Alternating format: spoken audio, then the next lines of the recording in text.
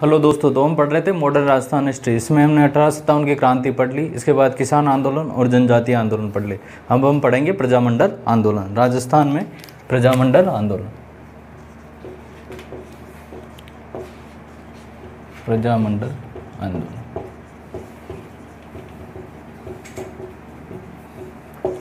क्यों किए गए ये प्रजामंडल आंदोलन? तो जैसे अभी डेमोक्रेसी है, वैसे ही क्या कि इनके मेन उद्देश्य क्या था प्रजामंडल आंदोलन का? उत्तरदायी सरकार की स्थापना, उत्तरदायी सरकार की स्थापना, रेस्पॉन्सिबल गवर्नमेंट। ठीक है,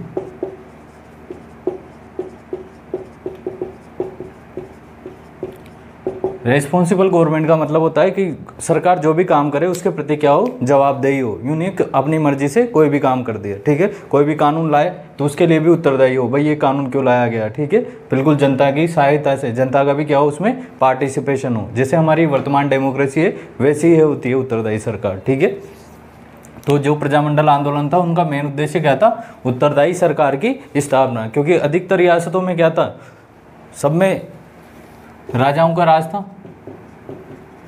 राजाओं का राज, मोनार्की। क्या था? मोनार्की। अब देखो, इंडिया भारत को दो पार्ट में डिवाइड करते हैं हम, ब्रिटिश एरिया में। एक तो होता है ब्रिटिश भारत और दूसरा होता है रियासती भारत।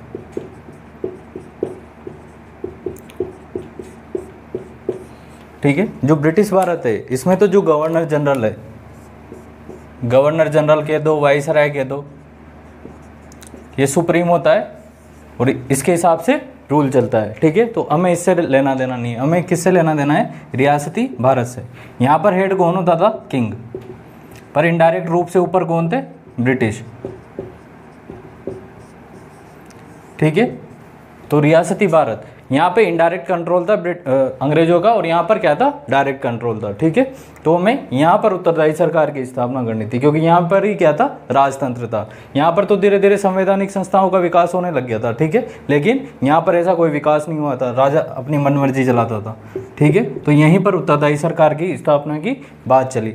अब स्टार्टिंग में जो हमारे स्वतंत्रता सेनानी है, जो कांग्रेस ही थी मेन, उनका संगठन कौन था? कांग्रेस। कांग्रेस ने स्टार्टिंग में यहाँ पर इंटरफेयर नहीं किया। ठीक है, क्योंकि यहीं पर अंग्रेज ज़्यादा मेन डायरेक्ट रूप से यहीं सक्रिय थे, इसलिए जो हमारे स्वतंत्रता सेनानी है उन्होंने यहाँ पर कोई इंटरफेयर नहीं किया। रियासतों को अपनी इच्छा अनुसार छोड़ दिया कि आप अपने हिसाब से राजनीतिक रूप से अवेयर हो और अपने अपने खुद के हिसाब से आंदोलन चलाओ। हम आपको स्टार्टिंग में डायरेक्ट रूप से कोई सपोर्ट नहीं करेंगे। ठीक है, क्योंकि डायरेक्ट रूप से अंग्रेजों का रूल यहाँ था, यहाँ पर क्या था? इनडायरेक्ट रूप से रूल था, इसलिए यहाँ पर सीधे सीधे इंटरफेयर नहीं किया उन्होंने 1938 तक। बाद में 1938 में एक पूरा अधिवेशन होता है कांग्रेस का, उसके बाद वो सपोर्ट करते हैं इस चीज़ को। ठीक है, तो अब इसका बैकग्राउंड देखते हैं। प्रजामंडल का उद्देश्य क्या था? उत्तरदायी सरकार की स्थापना। ठीक है, ये भारत दो पार्ट में डिवाइड था, एक तो ब्रिटिश भारत और एक रियासती भारत। ब्रिटिश भारत जहाँ अंग्रेजों का डायरेक्ट रूल था, ठीक है, और रियासती भारत जहाँ अलग अलग राजाओं का राज था। ठीक है, अलग अलग रियासतों में बटा हुआ था ये। तो अब ऐसी सभी रियासतों में एक संगठन बना अखिल भारतीय स्तर पर 1927 में, जिसका क्या नाम था? अखिल भारतीय देसी राज्य लोक परिषद।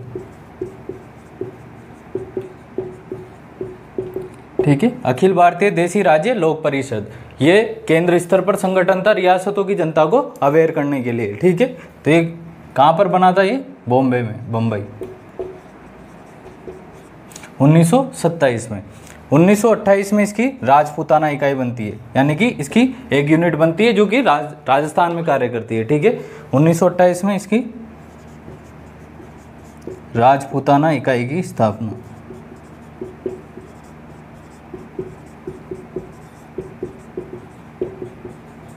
ठीक है, 1929-28 में क्या हुआ? इसकी राजपूताना इकाई की स्थापना हुई। अब जो ये इसकी राजपूताना यूनिट बनी, इसका 1931 में पहला सम्मेलन होता है। कब? 1931 में पहला सम्मेलन। पहला सम्मेलन कहाँ पर होता है? अजमेर में, जिसके अध्यक्ष होते हैं रामनारायण चौधरी। रामनारायण चौधरी। हमने जब किसान आंदोलन पढ़े थे तो बहुत सी जगह आए थे रामनारायण चौधरी, तो वही क्या बनते हैं इसके पश्च सम्मेलन के अध्यक्ष। देखो जो भी सम्मेलन वगैरह होंगे ना अजमेर में होंगे मेनली, क्योंकि अजमेर में क्या है ब्रिटिश सेंटर, तो यहाँ पर कुछ लिबर्टी रहती है। राजा कोई लिबर्टी नहीं देते, बिल्कुल भी स्वतंत्रता नहीं देते, उनके अनुसार ही काम होना चाहिए। लेकिन अजमेर में थोड़े बहुत स्वतंत्रता मिली हुई रहती है, जैसे प्रेस की फ्रीडम, ऐसे थोड़ी बहुत स्वतंत्रता मिली हुई रहती है। इसलिए ज़्यादातर सम्मेलन कहाँ पर होंगे, अजमेर में होंगे, राजस्थान में। ठीक है, समझ में आया ये चीज़। 1927 में अखिल भारतीय देशी राज्य लोक परिषद, इसके उपाध्यक्ष, इसके जो उपाध्यक्ष थे वो कौन थे, विजय सिंह पथिक।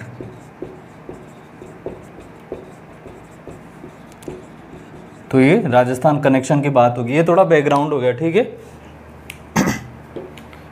27 में अखिल भारतीय देशी राज्य लोक परिषद की स्थापना हुई, उसकी राजपूताना यूनिट की स्थापना 28 में। पहला सम्मेलन होता है अजमेर में, जिसके अध्यक्ष होते हैं रामनारायण चौधरी। अब अभी तक रियासतें यहाँ अपने हिसाब से काम कर रही है। ठीक है, डायरेक्ट इन्वॉल्वमेंट नहीं है कांग्रेस का या सेंट्रल लेवल का, कोई डायरेक्ट इंटरफेयर नहीं है कि हम सीधे सपोर्ट करें रियासतों को। ठीक है, 1938 में एक अधिवेशन होता है कांग्रेस का, 1938 में एक अधिवेशन होता है हरिपुरा अधिवेशन, हरिपुरा अधिवेशन किसका है, ये कांग्रेस का। इसमें जो है यहाँ बीच में क्या है, प्रजामंडल की स्थापना करके ये अपना आंदोलन कैरी करते रहते हैं। ठीक है, अपना आंदोलन चलाते रहते हैं अपने हिसाब से। बाद में हरिपुरा अधिवेशन में प्रजामंडल को सपोर्ट करती है कांग्रेस। ठीक है, हरिपुरा अधिवेशन के जो अध्यक्ष है वो कौन है, सुभाष चंद्र बोस।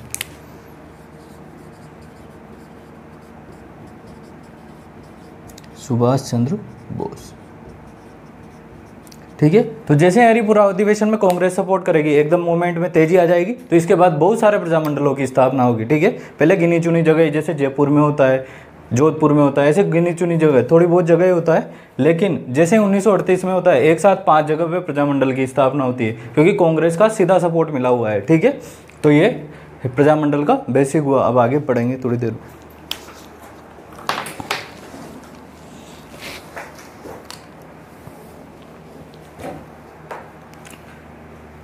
ठीक है, तो प्रजामंडल आंदोलन का उद्देश्य क्या है, रियासतों में उत्तरदायी सरकार की स्थापना।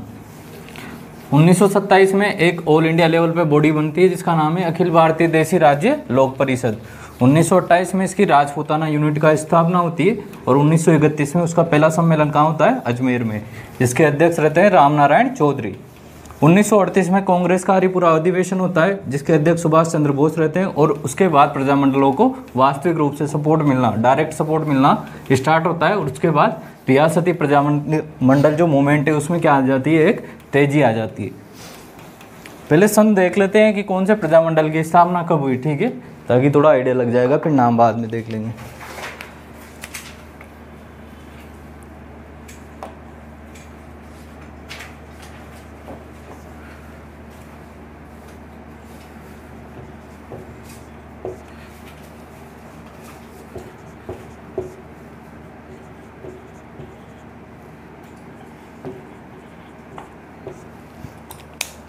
देखो 1931 में सबसे पहले प्रजामंडल बनता है जयपुर और बूंदी में। कहाँ का, जयपुर और बूंदी में।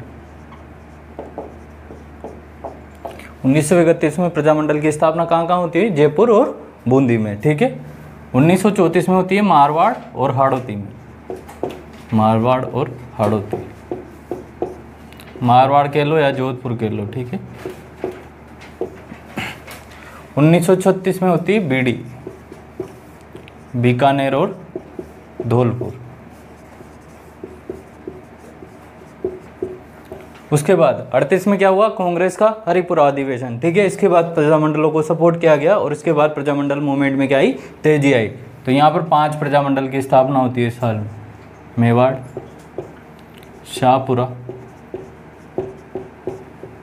अलवर, भरतपुर और करौली।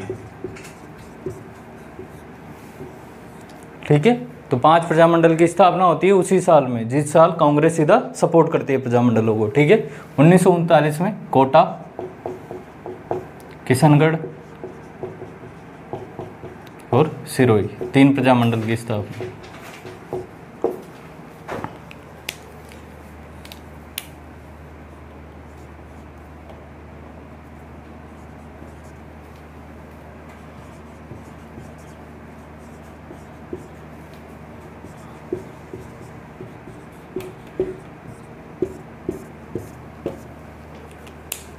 1942 में होती है कुशलगढ़ की, ठिकाना रहता है कुशलगढ़ है, कुशलगढ़, ठीक है।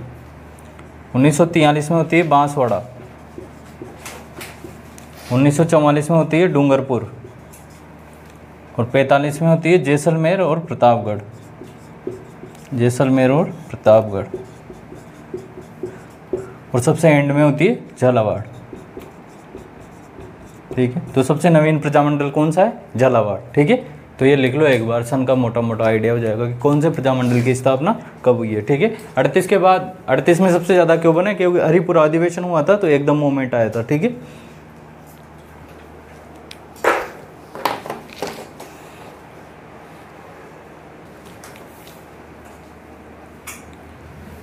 ठीक है, तो सबसे पहले जयपुर बूंदी, और सबसे नवीनतम कौन है? झालावाड़। 1938 के बाद जैसे ही हरिपुर अधिवेशन हुआ, कांग्रेस ने प्रजामंडलों को सपोर्ट किया, वैसे ही प्रजामंडल मूवमेंट में क्या आ गई? तेजी आ गई। तो 1938 में 5 प्रजामंडलों की स्थापना हुई।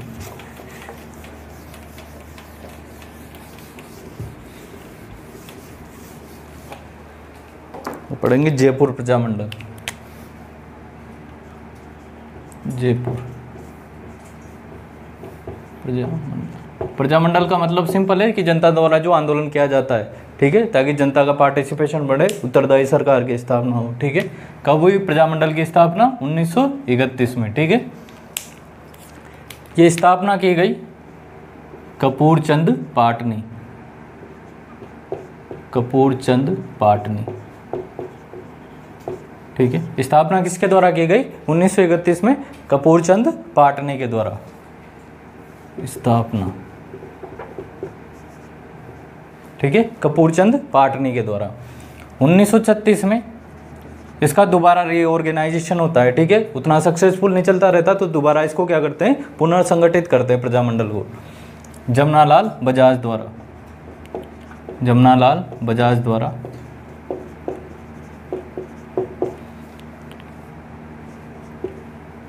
पुनर्संगठित, रीऑर्गेनाइज, ठीक है, रीऑर्गेनाइज। और इस बार वो किसको अपॉइंट करते हैं? जिनका नाम है चिरंजी लाल। किसको अपॉइंट करते हैं? चिरंजी लाल जी, ठीक है। सबसे पहले स्थापना तो कौन करता है? कपूर चंद पाटनी, 1931 में। बाद में इसको और अच्छे से चलाने के लिए इसका रीऑर्गेनाइजेशन किया जाता है 1936 में। किसके द्वारा? जमनालाल बजाज के द्वारा। और किसको अपॉइंट करते हैं? वो चिरंजी लाल को, ठीक है। क्योंकि जमनालाल बजाज क्या थे? बिजनेसमैन आदमी थे, उनके पास इतना टाइम नहीं था, ठीक है। तो वो किसको अपॉइंट करते हैं? जैसे बिजोलिया में भी हमने देखा था हरिभाव उपाध्याय को अपॉइंट किया था। जमनालाल बजाज, बजाज हो गया, इनके द्वारा 1927 में चरखा संघ की स्थापना की जाती है। किसकी? चरखा संघ, जयपुर में। गांधी जी की आइडियोलॉजी से काफ़ी इंस्पायर थे, क्योंकि बिजनेसमैन आदमी हमेशा क्या चाहता है? शांति, क्योंकि शांति से ही बिजनेस प्रोग्रेस करता है, ठीक है। तो इसलिए ज़्यादातर बिजनेसमैन किसके सपोर्टर रहे हैं? हमेशा नॉन वायलेंस के, गांधी जी के सपोर्टर रहे हैं, ठीक है। तो गांधी जी की आइडियोलॉजी को बढ़ाने के लिए इन्होंने चरखा संघ की स्थापना की 1927 में जयपुर में, ठीक है। रीऑर्गेनाइजेशन हो गया। अभी तक रियासत ने प्रजामंडल को मान्यता नहीं दी, प्रजामंडल अपने हिसाब से ही काम कर रहा है, ठीक है। तो बाद में जब इसकी प्रोग्रेस देखी तो 7 अगस्त 1939 को रियासत और प्रजामंडल के बीच क्या हो जाता है? एक समझौता हो जाता है और प्रजामंडल को मान्यता मिल जाती है, ठीक है। जयपुर प्रजामंडल को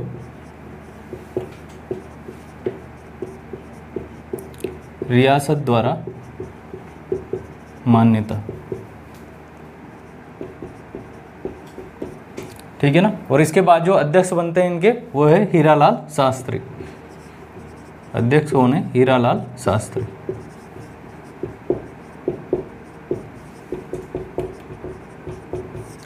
उन्नीस में क्या हो जाता है? Second world war start. उसके बाद क्या होता है? जबरदस्ती पार्टिसिपेशन हो जाता है इनका, भारतीयों का जबरदस्ती अंग्रेज क्या कर लेते हैं? पार्टिसिपेशन उनकी बिना मर्जी के। तो सेंट्रल लेवल पर भी सारे मंत्री क्या दे देते हैं? इस्तीफा दे देते हैं। उसके बाद ही क्या होता है? प्रजामंडल में भी, रियासतों के प्रजामंडल में भी एक मूवमेंट स्टार्ट हो जाता है, ठीक है। तो 1942 में क्या हो जाता है? भारत छोड़ो आंदोलन, इसी के आधार पर, सेकेंड वर्ल्ड वार के पार्टिसिपेशन के आधार पर, ठीक है। तो 42 में होता है सेकेंड 42 में होता है भारत छोड़ो आंदोलन। तो उस समय दो मन थे, एक तो रियासत क्या भारत छोड़ो आंदोलन में भाग लेगा कि नहीं लेगा, ठीक है। तो एक एग्रीमेंट होता है जिसको कहते हैं जेंटलमैन एग्रीमेंट, ठीक है, जेंटलमैन एग्रीमेंट। ये होता है मोदी जी के बर्थडे के दिन 17 सितंबर 1942 को, ठीक है। किस किस के बीच में होता है ये? हीरालाल शास्त्री, जो कि जयपुर प्रजामंडल की तरफ से होते हैं, ठीक है, वर्सेज मिर्जा इस्माइल,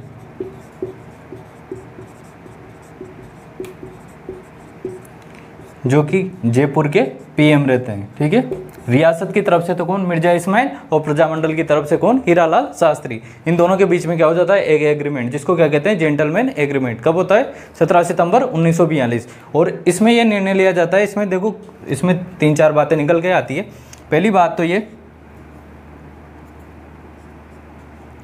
कि जो प्रजामंडल है ये भारत छोड़ो आंदोलन में भाग नहीं लेगा, ठीक है। जयपुर प्रजामंडल भारत छोड़ो आंदोलन में भाग नहीं लेगा।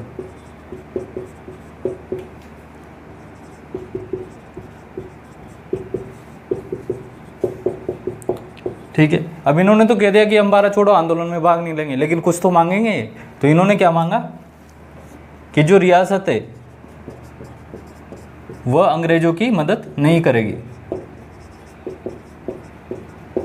रियासत क्या नहीं करेगी? अंग्रेजों की मदद नहीं करेगी भारत छोड़ो आंदोलन के दौरान, ठीक है। अपनी तरफ से सेना वेना या कोई भी सपोर्ट नहीं करेगी, तभी हम भारत छोड़ो आंदोलन में भाग नहीं लेंगे, ठीक है। और क्या बातें हुई इसमें? जो प्रजामंडल है वो शांतिपूर्ण तरीके से क्या कर सकता है? धरना प्रदर्शन कर सकता है। इसकी रियासत ने क्या दे दी? परमिशन दे दी, ताकि लोगों में ज़्यादा से ज़्यादा अवेयरनेस आए, ठीक है। प्रजामंडल शांतिपूर्ण तरीके से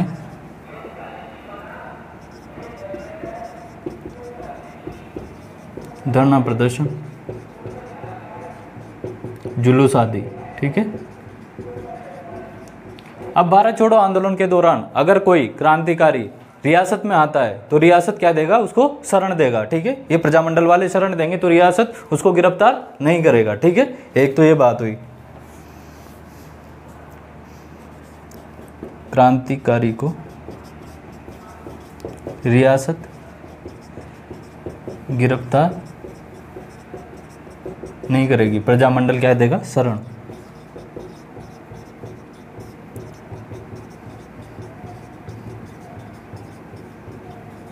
ठीक है। ये है जेंटलमैन एग्रीमेंट की इंपॉर्टेंट बात है। किस किस के बीच में हुआ? पूछेगा सीधा कि जेंटलमैन एग्रीमेंट का संबंध किससे है? तो जयपुर प्रजामंडल से। किस किस के बीच में हुआ ये पूछ सकता है, और डेट भी पूछ सकता है, ठीक है। या फिर स्टेटमेंट बना के दे सकता है कि निम्न में से कौन सा प्रावधान जेंटलमैन एग्रीमेंट के तहत नहीं है या है, ठीक है।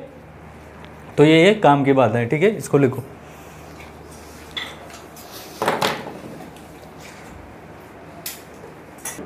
हो गया।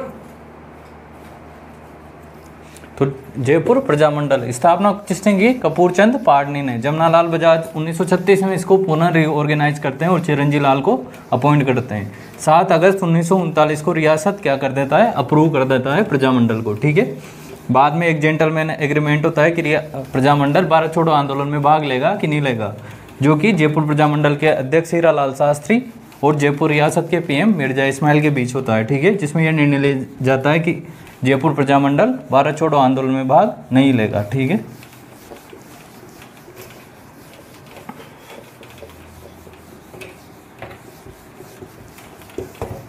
हम यहाँ पे भी दो धड़े काम करेंगे। एक ने तो कर ही दिया कि हम भारत छोड़ो आंदोलन में भाग नहीं लेंगे, ठीक है। तो कुछ लोग असंतुष्ट भी होंगे जो कहेंगे कि नहीं हम तो लेंगे।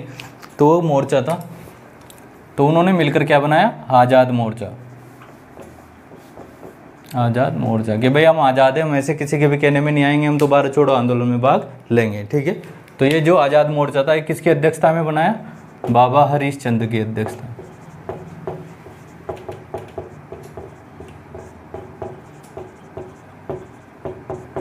ठीक है। इनकी अध्यक्षता में एक अलग से क्या बनाया, आज़ाद मोर्चा बनाया और भारत छोड़ो आंदोलन में भाग लिया। ठीक है,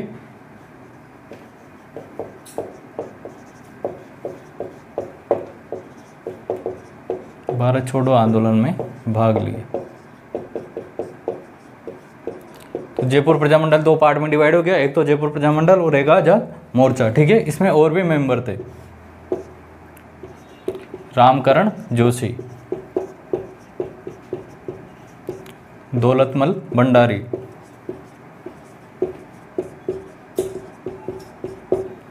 गुलाबचंद कासलीवाल,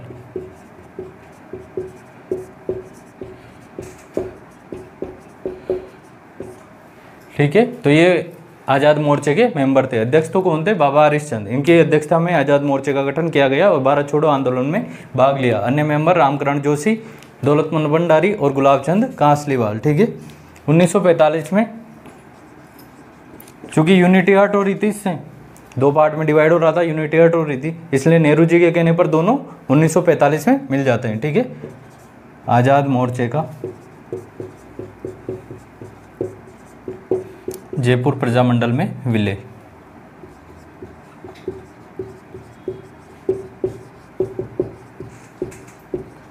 किसके, नेहरू जी के कहने पर।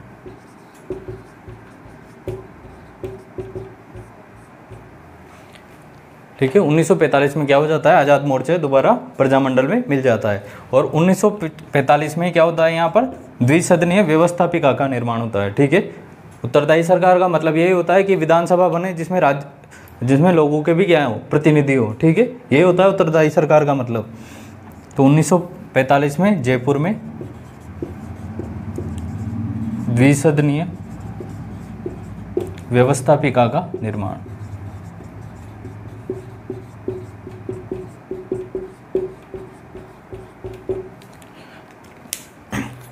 देखो इसमें कुछ विमेन भी थी, तो महिलाओं के हिसाब से भी क्वेश्चन आ सकता है कि निम्न में से कौन सी महिलाओं का संबंध कौन से प्रजामंडल से है। ठीक है, तो इसमें जो महिलाएं थी उनमें रमा देवी देशपांडे,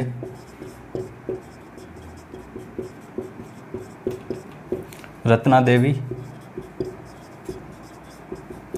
सुमित्रा देवी, सुशीला देवी, ये कुछ महिलाएं थी। ठीक है, जिन्होंने भी प्रजामंडल आंदोलन में क्या किया था, सपोर्ट किया था। ठीक है, उसके बाद इस प्रजामंडल के द्वारा कुछ दिवस मनाए जाते हैं, वो दिवस देखते हैं। ठीक है, याद नहीं रखने, बस ये ध्यान रख लेना है कि भाई ये दिवस मनाए गए। ठीक है, दिवस तो एक तो किसान दिवस,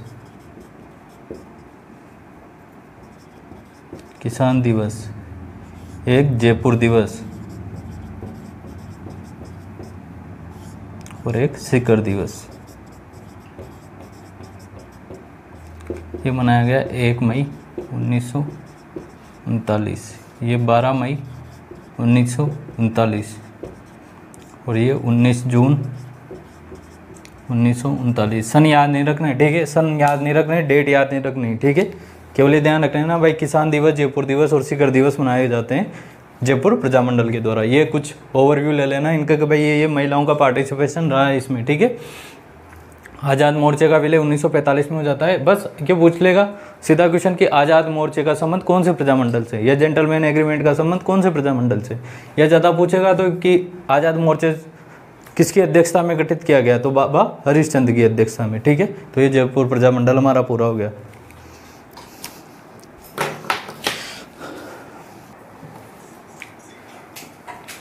ठीक है, तो जेंटलमैन एग्रीमेंट से जो लोग असंतुष्ट थे उन्होंने मिलकर क्या बना लिया, आज़ाद मोर्चा, बाबा हरिश्चंद्र की अध्यक्षता में। और मेंबर कौन थे इनके, रामकरण जोशी, दौलतमल भंडारी, गुलाबचंद कासलीवाल। 1945 में नेहरू जी के कहने पर आज़ाद मोर्चे का वापस से जयपुर प्रजामंडल में क्या हो जाता है, विलय। और 1945 में क्या हो जाता है, यहाँ पर द्विसदनीय व्यवस्थापिका का निर्माण हो जाता है। कुछ महिलाएं भी इनमें पार्टिसिपेट करती है जयपुर प्रजामंडल में, जिसमें है रमा देवी देशपांडे, रत्ना देवी, सुमित्रा देवी और सुशीला देवी। ठीक है,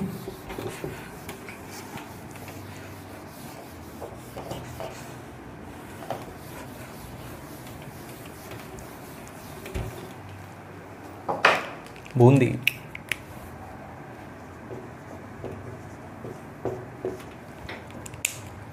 बूंदी भी कब बना? 1931। कांतिलाल, ठीक है। कौन, किसने स्थापना की? कांतिलाल ने। और भी लोग इनसे जुड़े हुए हैं, ये बाद में जुड़े, लेकिन सीधा नाम देके पूछ लेगा कि इनका संबंध कौन से प्रजामंडल से है, ठीक है। तो अन्य कौन है? नित्यानंद और ऋषि दत्त मेहता।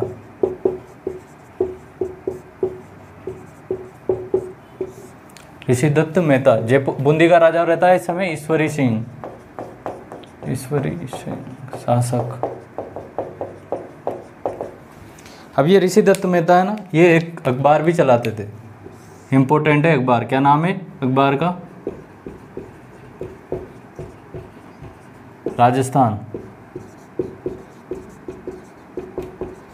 पूछा भी गया है बहुत सी बार। राजस्थान अखबार किसके द्वारा संचालित है? तो ऋषि दत्त मेहता के द्वारा, ठीक है। ऋषि दत्त मेहता का संबंध किससे है? तो बूंदी प्रजामंडल से, ठीक है। किसने स्थापना की? कांतिलाल जी ने, ठीक है। तो ये बूंदी प्रजामंडल।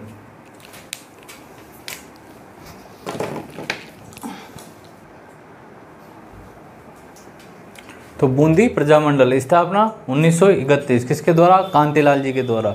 और कौन कौन संबंध है? नित्यानंद और ऋषि दत्त मेहता। ऋषि दत्त मेहता एक समाचार पत्र संचालित किया था जिसका क्या नाम है? राजस्थान, ठीक है।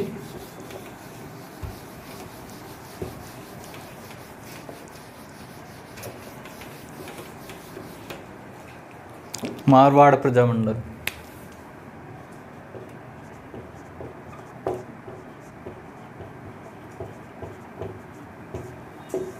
देखो कैसे घटनाक्रम चलता है, ठीक है। सबसे पहले 1918 में एक समिति बनती है जिसका नाम है मारवाड़ हितकारिणी सभा।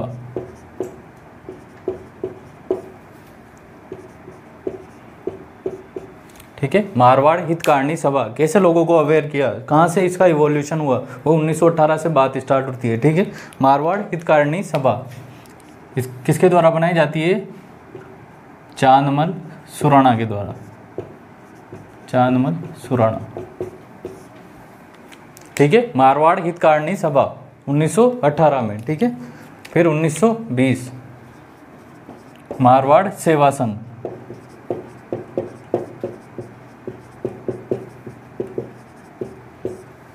ये बनाया जाता है जय नारायण व्यास के द्वारा।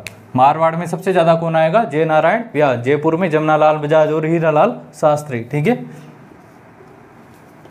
मारवाड़ सेवा संघ जय नारायण व्यास द्वारा।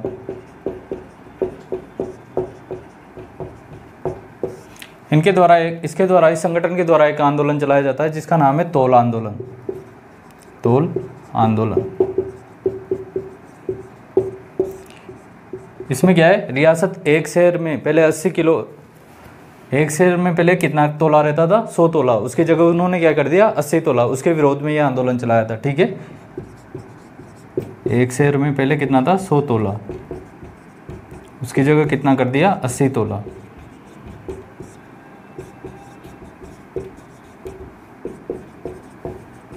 तो इसके विरोध में यह आंदोलन चलाया था, ठीक है।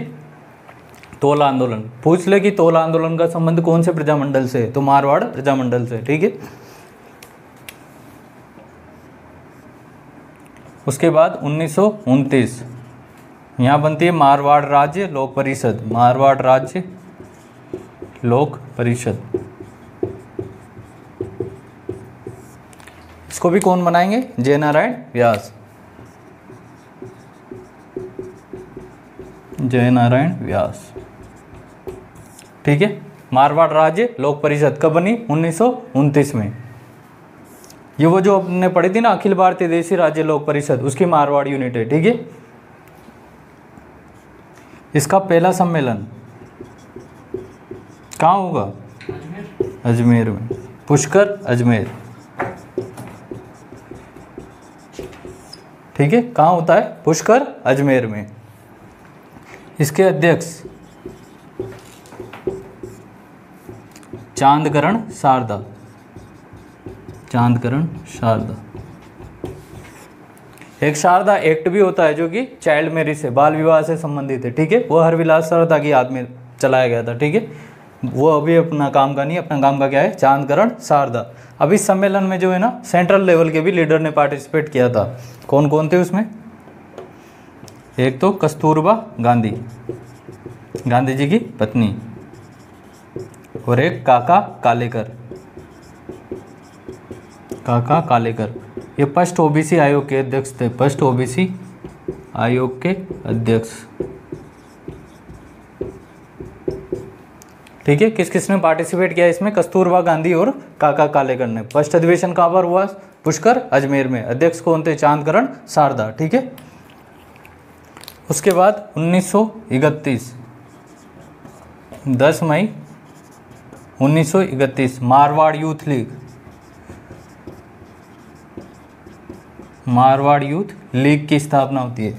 इसका भी कौन गठन करेंगे? जयनारायण व्यास।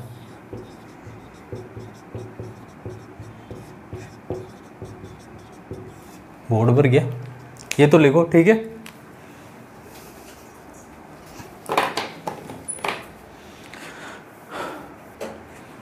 तो सबसे पहले मारवाड़ हितकारिणी सभा चांदमल सुराणा के द्वारा। ठीक है, फिर मारवाड़ सेवा संघ जिसके द्वारा तोल आंदोलन चलाया जाता है। फिर मारवाड़ राज्य लोक परिषद, इन सब का गठन किसके द्वारा किया जाता है? जयनारायण व्यास के द्वारा। 10 मई 1931 को मारवाड़ यूथ लीग। अब इनमें से क्या है, आंदोलन चलता रहता है, आदमी थोड़ा जोश में आ जाता है तो वो क्या करता है? भारतीय झंडा फहरा देता है। रियासत का झंडा अलग और भारतीय झंडा अलग। 1932 में आदमी का क्या नाम था? छगनराज चौपासनी वाला, चौपासनी वाला।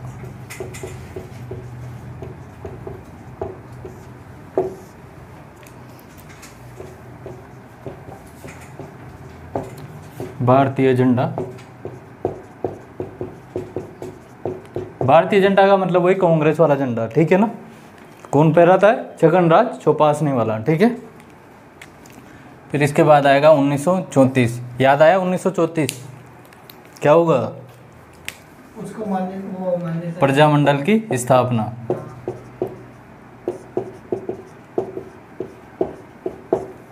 किसके द्वारा? भंवरलाल सर्राफ।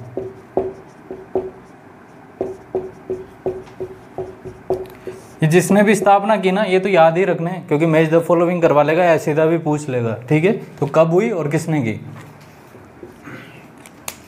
फिर 1936।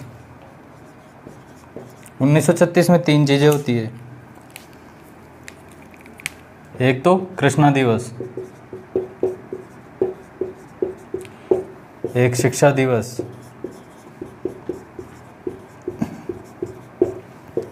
और जय नारायण व्यास के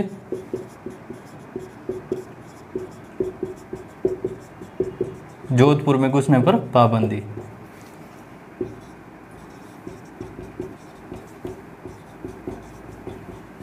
कृष्णा दिवस जो है, एक विधवा रहती है जिसका नाम रहता है कृष्णा, उसका अपहरण कर लिया जाता है रियासत के द्वारा। ठीक है, तो उसके अगेंस्ट में कृष्णा दिवस मनाया जाता है। तो पूछेगा, यहाँ से सीधा क्वेश्चन आएगा, कृष्णा दिवस का संबंध कौन से प्रजामंडल से? ठीक है, तो मारवाड़ प्रजामंडल से। ठीक है, शिक्षा दिवस, स्कूल और कॉलेज की फीस में वृद्धि कर दी जाती है, जिसके अगेंस्ट में क्या करते हैं प्रजामंडल वाले? शिक्षा दिवस मनाते हैं। ठीक है, और ये जय नारायण व्यास के जोधपुर प्रवेश पर पाबंदी, क्योंकि इनकी पॉपुलरिटी बहुत बढ़ जाती है, इसलिए उनके प्रवेश पर क्या लगा दी जाती है? पाबंदी। बाद में बीकानेर का एक राजा है गंगा सिंह, याद आया क्या? गंगनर, बीकानेर का राजा गंगा सिंह, इसकी अच्छी चलती थी उस समय। ये प्रोग्रेसिव भी था उनमें तो, लेकिन इसको ये लगता था कि जो मैं कर रहा हूँ वो सब सही है, दूसरे का ओपिनियन मैटर नहीं करता था। नहीं तो इसने काफ़ी सारे सुधार किए थे करने में तो, लेकिन ये दूसरे का ओपिनियन, मतलब डिक्टेटर टाइप हो गया था। ठीक है, बीकानेर का राजा गंगा सिंह ये बात करता है कहाँ पर? मारवाड़ रियासत के प्रधानमंत्री, और उससे क्या कर, ये जय नारायण व्यास की पाबंदी को क्या कर देता है? हटा देता है। ठीक है, बीकानेर का राजा गंगा सिंह। मारवाड़ पीएम जिसका नाम है डोनाल्ड फील्ड,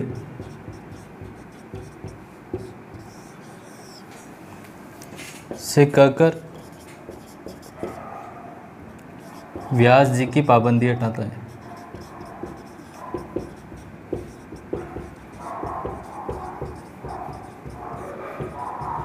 ठीक है। कौन हटवाता है? गंगा सिंह। किससे कहता है? मारवाड़ पीएम डोनाल्ड फील्ड से, ठीक है। तो ये इंपॉर्टेंट है कृष्णा दिवस, ठीक है। तारे चमका लो, इसमें बहुत सारे। तो भारतीय झंडा कौन पहराता है? छगनराज चौपासनी वाला। और प्रजामंडल की स्थापना किसके द्वारा होती है? भंवरलाल सराफ के द्वारा। कृष्णा दिवस, शिक्षा दिवस दोनों किससे संबंधित हैं? तो मारवाड़ प्रजामंडल से संबंधित है, ठीक है। जय नारायण व्यास के जोधपुर प्रवेश पर पाबंदी लग जाती है तो बीकानेर महाराजा गंगा सिंह इस पाबंदी को हटवाते हैं, ठीक है।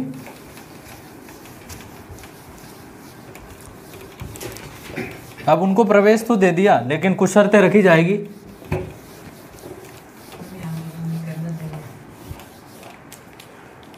ठीक है। तो उस समय क्या हो जाता है? 1942 आ जाता है, भारत छोड़ो आंदोलन स्टार्ट की रूपरेखा बैकग्राउंड तैयार होने लग जाता है, ठीक है। तो उस समय भारत छोड़ो आंदोलन, QIM लिख दूं क्या? भारत छोड़ो आंदोलन, क्विट इंडिया मूवमेंट, ठीक है। भारत छोड़ो आंदोलन के दौरान जय नारायण व्यास,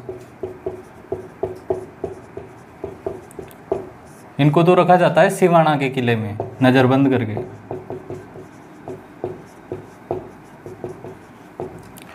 और जो अन्य नेता है दूसरे प्रजामंडल के, उन्हें रखा जाता है जालोर के किले में, ठीक है।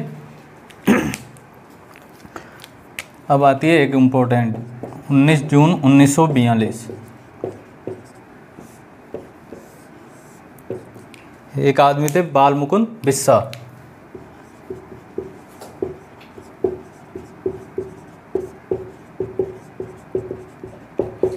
इनकी जेल में भूख हड़ताल में क्या हो जाती है? मृत्यु हो जाती है, ठीक है।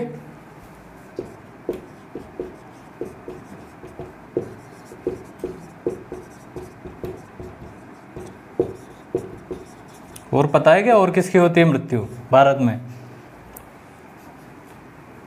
जतिन दास की, ठीक है। तो ये क्या कहलाते हैं? राजस्थान के जतिन दास।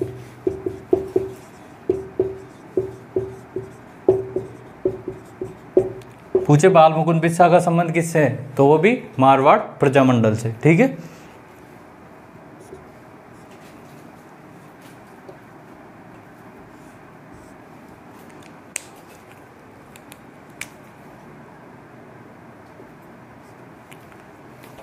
अब देखो इसमें कुछ अलग अलग इंसिडेंट है, वो लिख लेते हैं, ठीक है। पहले जय नारायण व्यास के बारे में लिख लेते हैं। जय नारायण व्यास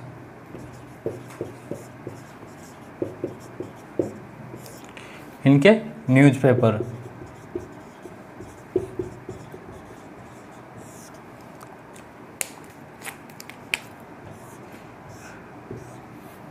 एक न्यूज़पेपर है इनका अखंड भारत, एक है अंगीबाण, एक है पीप। जो अखंड भारत है वो है हिंदी में। कहाँ से चलाया गया? बम्बई। अंगीबाण ये राजस्थानी में। कहाँ से चलाया जाएगा? अजमेर के आसपास, ब्यावर, ठीक है, राजस्थानी में। तो ये पहला राजस्थानी भाषा का पत्र है, ठीक है। फर्स्ट राजस्थानी भाषा का समाचार पत्र।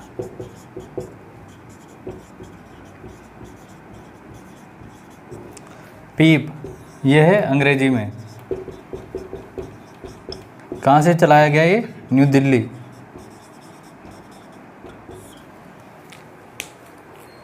किताबें भी यहीं लिख लेते हैं, किताबें। किताबों के नाम थे पोपा बाई की पोल, पोपा बाई की पोल, और मारवाड़ की अवस्था।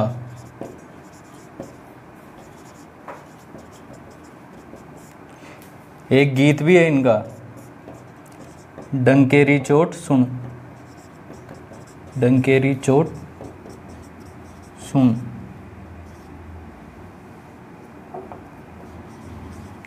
ठीक है, डंकेरी चोट सुन।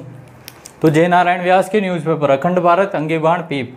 अंगीबाण पहला राजस्थानी भाषा का न्यूज़पेपर, अखंड भारत हिंदी में, पीप इंग्लिश में। ठीक है, कुछ किताबें भी हैं इनकी, पोपाबाई की पोल, मारवाड़ की अवस्था, और एक गीत भी है डंकेरी चोट सुन। ठीक है, बाल मुकुंद बिस्सा, इनकी भूख हड़ताल के दौरान क्या हो जाती है, जेल में मौत, इसलिए क्या कहलाते हैं, राजस्थान के जतीन दास। ठीक है, लिखो।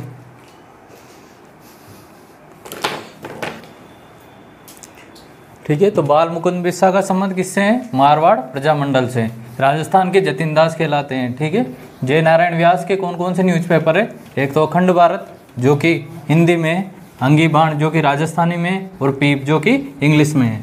इनकी किताबें भी है, पोपाबाई की पोर और मारवाड़ की अवस्था। ठीक है, और गीत भी है डंकेरी चोट सुन।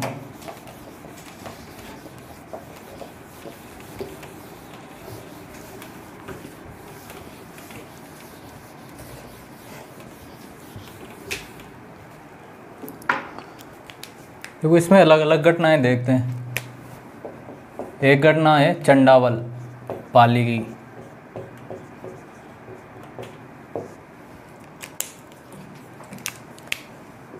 यह है 28 मार्च 1942। ठीक है, कुछ नहीं, सामंत बैठक बैठक करते रहते हैं, सामंत के सिपाही आ जाते हैं और पीट देते हैं। ठीक है, इनमें क्या है, जो क्वेश्चन बनेगा वो ऐसे बनेगा कि घटनाओं को असेंडिंग ऑर्डर, आरोही या अवरोही क्रम में जमाओ। ठीक है, विभिन्न घटनाएं दे देगा, जैसे हम आगे पढ़ेंगे डाबड़ा कांड, रास्तापाल घटना, ऐसे अलग अलग घटनाएं दे देगा वो, और उन्हें असेंडिंग या डिसेंडिंग ऑर्डर में पूछ लेगा। ठीक है, तो सन थोड़ा ध्यान रख लेना कि भाई हाँ इसके आसपास हुआ है। एक है डाबड़ा कांड।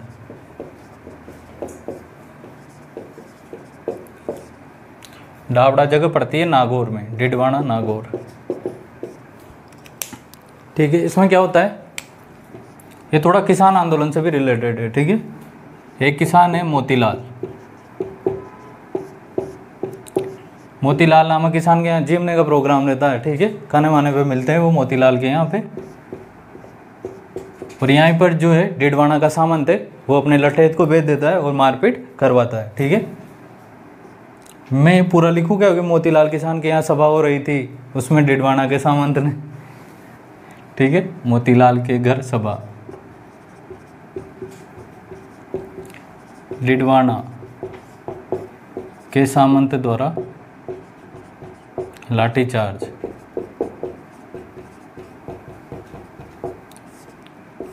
5 व्यक्ति मर जाते हैं इसमें, कितने, 5 व्यक्ति मृत्यु, और एक प्रजामंडल के नेता है मथुरादास माथुर, वो क्या हो जाते हैं, घायल हो जाते हैं। ठीक है, प्रजामंडल के नेता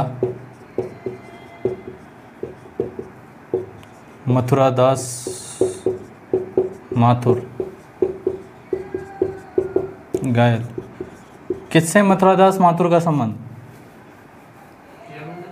क्रिकेट प्रतियोगिता होती है इनके नाम पर, मथुरादास माथुर के नाम पर। डाबड़ा कांड, ठीक है, इसकी डेट 13 मार्च 1947। ठीक है, मतलब ये आज़ादी के आसपास हुआ है, इसे याद रख लेना, ये भारत छोड़ो आंदोलन के आसपास हुआ है। ठीक है, तो डाबड़ा कांड और चंडावल।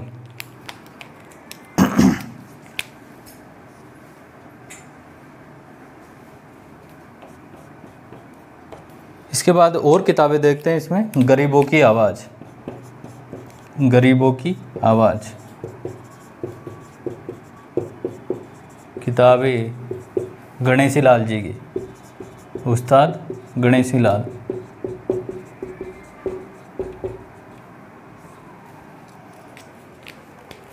इसमें एक महिला जो सबसे इम्पोर्टेंट है वो है महिमा देवी किंकर, महिमा देवी किंकर।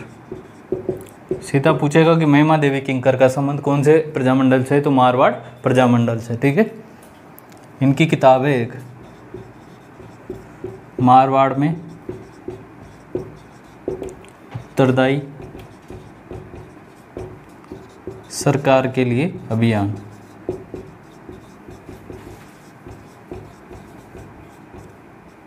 ठीक है, मारवाड़ में उत्तरदायी सरकार के लिए अभियान, ये किताब है महिमा देवी किंकर की।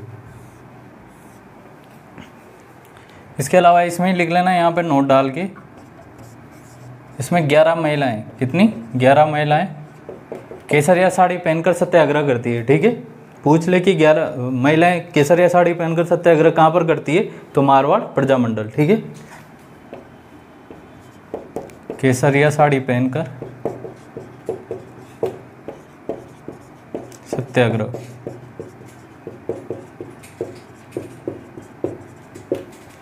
ठीक है, तो ये चंडावल 1942 के आसपास और डाबड़ा कांड आज़ादी के आसपास 1947, 13 मार्च 1947। मोतीलाल नामक किसान की अगर सभा हो रही होती है तो डिडवाना का सामंत अपने लठेतों को बेचता है, लाठी चार्ज करवाता है, 5 लोगों की मौत हो जाती है और इसके अलावा प्रजामंडल के एक नेता मथुरा दास माथुर क्या हो जाते हैं, घायल हो जाते हैं। ठीक है, उसके बाद गरीबों की आवाज़ किताब उस्ताद गणेशी लाल इंपॉर्टेंट नहीं है। ठीक है, महिमा देवी किंकर इंपॉर्टेंट है।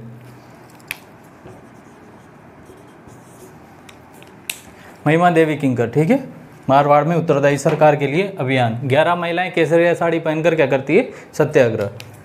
अब ये मारवाड़ प्रजामंडल पूरा हो गया। यहीं पर हाड़ौती प्रजामंडल,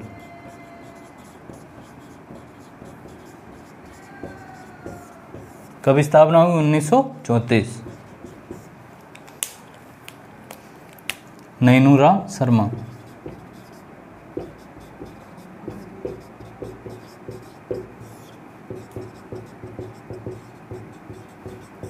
जब हम बूंदी या बरड़ किसान आंदोलन पढ़ रहे थे तो वहाँ भी बोला था मैंने, नैनूराम शर्मा बार बार आएंगे ये जब भी हाड़ौती की बात होगी। ठीक है, तो हाड़ौती प्रजामंडल की स्थापना कौन किसके द्वारा होती है, नैनूराम शर्मा के द्वारा। तो ये ऊपर वाला मारवाड़ प्रजामंडल में और ये हाड़ौती में। ठीक है, लिखो।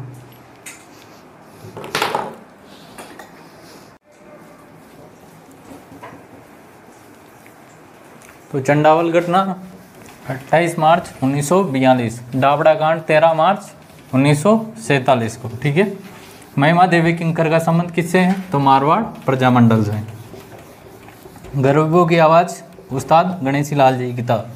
हाड़ौती प्रजामंडल की स्थापना किसने की, नैनूराम शर्मा ने। हाड़ौती में नैनूराम शर्मा का नाम हमेशा आएगा।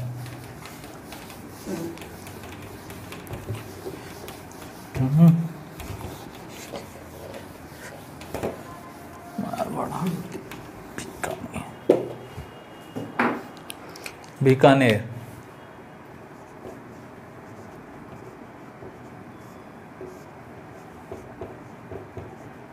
प्रजामंडल।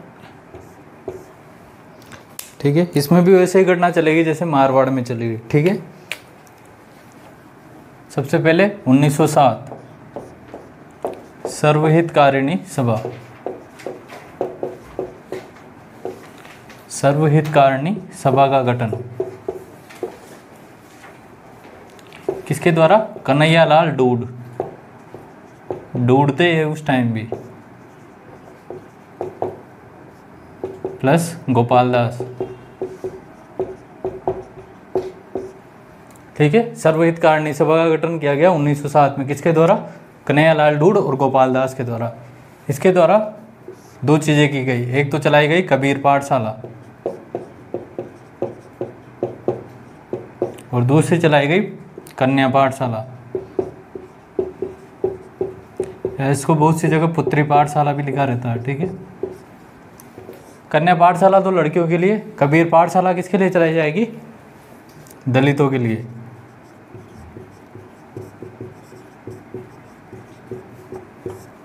ठीक है, सर्वहितकारिणी सभा 1930 आ जाओ।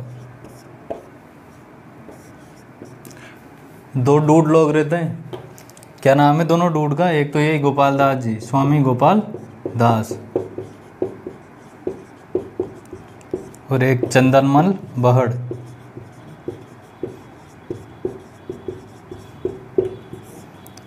वहाँ पर किसने झंडा फहराया था, चौपासनी वाला ने। यहाँ पर ये दोनों मिलकर क्या बनाते हैं, चूरू में झंडा फहराते हैं। ठीक है, चूरू के सबसे ऊंचा स्थान है जिसको बोलते हैं क्लॉक टावर, धर्म स्तूप, धर्म स्तूप चूरू, भारतीय झंडा।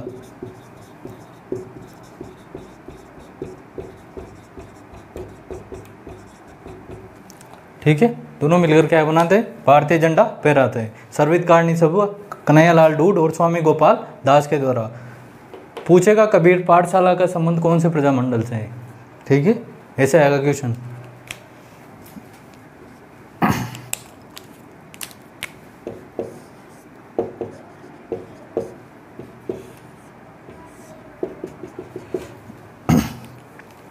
इसके बाद बीकानेर षड्यंत्र अभियोग, बीकानेर षड्यंत्र अभियोग। देखो बीकानेर का शासक कौन था, गंगा सिंह। गंगा सिंह क्या था, प्रगतिशील, प्रोग्रेसिव था, बड़े बड़े काम करवाया उसने, लेकिन वो क्या था, एक पक्षीय, दूसरों की राय ज़्यादा नहीं लेता था। तो मतलब वो कैसा था, थोड़ा डिक्टेटर टाइप का था। तो गोलमेज सम्मेलन हो रहा था उस समय, संविधान कैसे बनाया जाए, किसको सत्ता दी जाए, इसके लिए 3 गोलमेज सम्मेलन हुए, ठीक है। तो दूसरा गोलमेज सम्मेलन होता है, गंगा सिंह जी कहाँ जाते हैं, दूसरे गोलमेज सम्मेलन में भाग लेने जाते हैं, ठीक है। ये कुछ लोग जो रहे इनमें ये गोपाल दास, चंद्रमल बर्ड, ये वहाँ पर जाके दूसरा गोलमेज सम्मेलन लंदन में होता है, जहाँ पर वहाँ पर क्या करते थे, पर्चे बांट देते, पैम्पलेट बांट देते, बीकानेर दिग्दर्शक नाम से, ठीक है। तो उसमें गंगा सिंह जी के शासन की क्या रहती है, आलोचना, भाई गंगा सिंह जी का शासन क्या है, अच्छा नहीं है, तो उनकी तू हो जाती है पूरे लंदन में, ठीक है। तो वापस में आकर वो क्या कर देते हैं, इनको लपेट देते हैं चारों को मिलकर, यही है बीकानेर षड्यंत्र अभियोग। गंगा सिंह दूसरे गोलमेज सम्मेलन में कहाँ पर होता है, लंदन। ये पूरा नहीं लिखूंगा मैं, है ना। दूसरे गोलमेज सम्मेलन में भाग लेने कहाँ जाता है, लंदन जाते हैं, ठीक है। वहाँ पर जो है बीकानेर दिग्दर्शक, बीकानेर दिग्दर्शन नाम से पैम्पलेट बांटते हैं, ठीक है।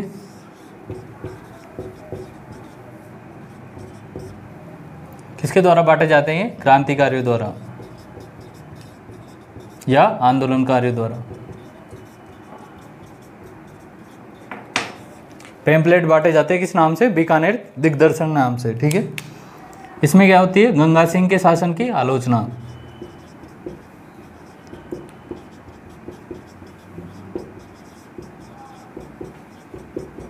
आलोचना होती है, ठीक है। तो उसके बाद वापस आएंगे और इन सबको क्या करेंगे, लपेटेंगे। तो वो लपेटना ही क्या है, बीकानेर षड्यंत्र अभियोग। अब तो ये बीकानेर षड्यंत्र अभियोग किस किस पे लगा है, इससे क्वेश्चन आ सकता है, ठीक है। तो दो तो ये स्वामी गोपाल दास और चंद्रमल बर्ड, स्वामी गोपाल दास, चंद्रमल बर्ड,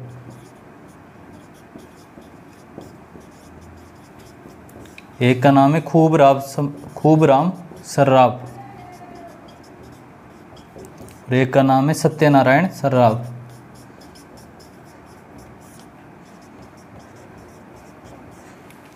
ठीक है, बीकानेर षड्यंत्र अभियोग क्या है, समझ में आ गया। दूसरा गोलमेज सम्मेलन,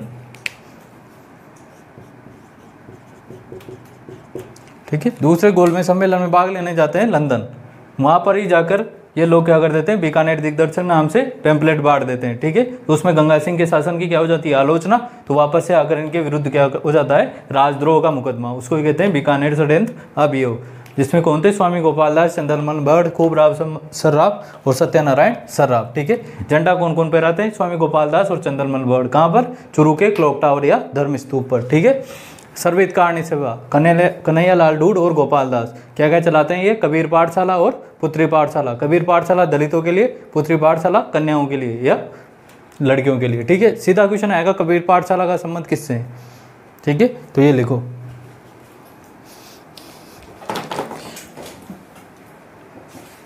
बीकानेर प्रजामंडल, सर्वित कारणी सभा, कन्हैया लाल डूड और स्वामी गोपाल दास द्वारा, इनके द्वारा एक तो कबीर पाठशाला चलाई जाती है और दूसरी कन्या पाठशाला या पुत्री पाठशाला। स्वामी गोपाल दास और चंद्रमल बर्ड दोनों ही भारतीय झंडा फहराते हैं, कहाँ पर, चुरू के क्लॉक टावर या धर्म स्तूप पर, ठीक है। बीकानेर षड्यंत्र अभियोग गंगा सिंह की आलोचना करने के विरुद्ध चलाया जाता है, किसके विरुद्ध, स्वामी गोपाल दास, चंद्रमल बर्ड, खूब राम सर्राफ और सत्यनारायण सर्राफ के विरुद्ध। कर दे प्रजामंडल की स्थापना। अब तो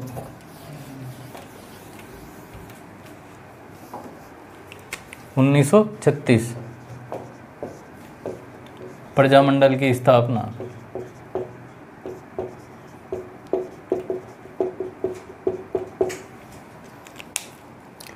किसके द्वारा? वेद मगाराम के द्वारा। कहाँ से करते हैं ये? कलकत्ता से। ठीक है, 1937 में प्रजामंडल की स्थापना किसके द्वारा होती है? वेद मगाराम के द्वारा। कहाँ से होती है? कलकत्ता से। 1942 जैसे मारवाड़ राज्य लोक परिषद देखी थी, वैसे ही बीकानेर राज्य लोक परिषद।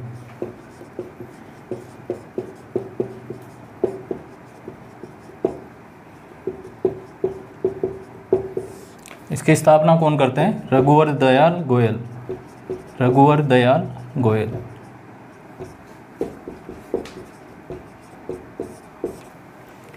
ठीक है, 36 में हो गए वेद मगाराम के द्वारा प्रजामंडल की स्थापना। बीकानेर राज्य लोक परिषद की स्थापना होती है 42 में रघुवर दयाल गोयल के द्वारा। ठीक है, इसके बाद इम्पोर्टेंट आएगा अब 1 जुलाई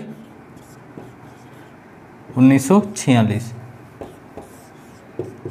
बीकानेर का एक स्थान है रायसिंह नगर। ठीक है, वहाँ पर कार्यकर्ता जुलूस वुलूस निकालते रहते हैं, तो वहाँ पर पुलिस फायरिंग हो जाती है और एक आदमी बीरबल, उसकी मौत हो जाती है। ठीक है,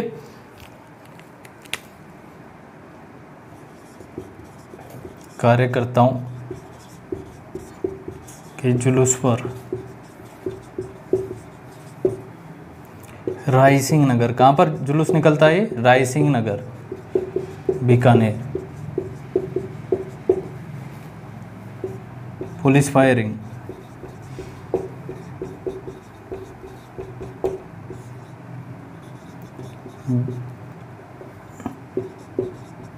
बीरबल, बीरबल नाम के युवक की मृत्यु।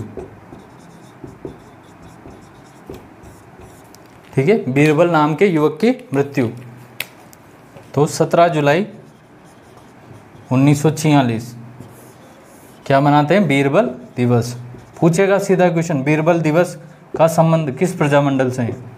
जैसे पढ़ा था कृष्णा दिवस, बीरबल दिवस, ऐसे ही मैच द फॉलोइंग भी करा सकता है या सीधा क्वेश्चन भी पूछ सकता है। ठीक है, डेट वैसे इंपॉर्टेंट नहीं है, पर क्या पता पूछ भी ले, तो एक बार नज़र मार लेना। बाकी ये ध्यान रखना कि बीरबल दिवस, जब हम इंदिरा गांधी नहर पढ़ रहे थे तो वहाँ भी आई थी एक शाखा का नाम बीरबल, सागर मलगोपा और बीरबल।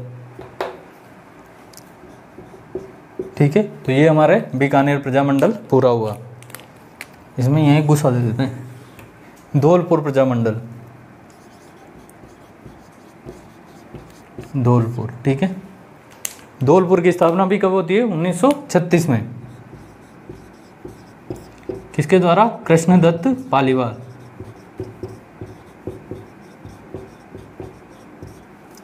प्लस ज्वाला प्रसाद जिज्ञासु, नाम भी क्या है? जीपीजी, ज्वाला प्रसाद जिज्ञासु। ठीक है, और कृष्णदत्त पालीवाल। ठीक है, यहाँ पर एक इम्पोर्टेंट चीज़ आता है, एक घटना है तसीमो कांड। ठीक है, मैंने कहा था कि मैच द फॉलोइंग या असेंडिंग डिसेंडिंग ऑर्डर पूछेगा, तो ऐसे अलग अलग कांड, जैसे चंडावल हो गया, डावड़ा हो गया, ये तसीमो दे देगा एक, तसीमो कांड।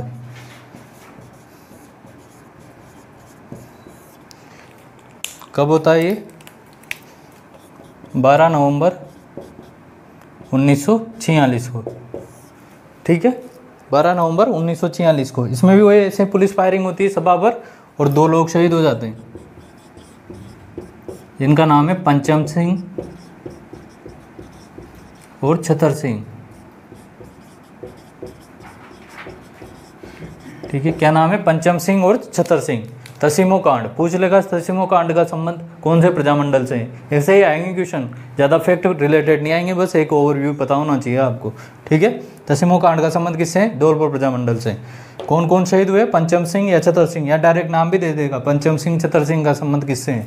ठीक है, और बाकी ये तो याद रखना ही है कब स्थापना हुई और किसके द्वारा की गई। ठीक है, तो ये बीकानेर भी हो गया और धौलपुर भी हो गया। ठीक है, 5 मिनट का ब्रेक लेते हैं।